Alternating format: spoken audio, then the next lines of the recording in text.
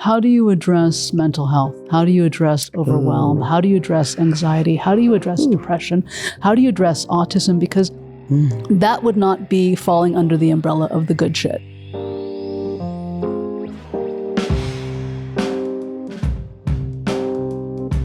We cannot ever get to a place where we fully understand AI or the algorithms that we are generating. We feed it information, but the information we're feeding it is already biased, it's racist, it's sexist, you name it. The tool does not care. It doesn't have any feelings. It's a tool.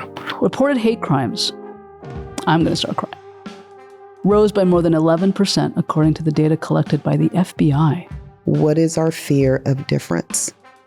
What is our fear of difference? Because I am different than everybody. And we don't realize that we can be any different because these neurochemical mindsets are creating our identity. They're shaping our identity. But what happens when you do feel psychologically safe? What you have is connection.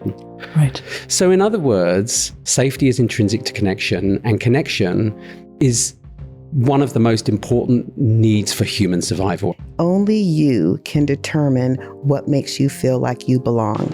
Only you can articulate it better than anyone else can. How do we start to use language to re-engage our workforce? One of the things that we can do is we can begin to learn the difference between transactional instrumental language and the kind of language that brings us to life. In order to get at the root, and in order to enable that root to sprout, we as a collective must come around and have an idea of every individual has dignity. How do we prioritize humans in a human-centered organization framework Yes. when we are subsumed in a paradigm of white supremacy? Ooh, now we're getting real spicy now. So this is what I find so funny about human brains. It's tragic, but it's also funny.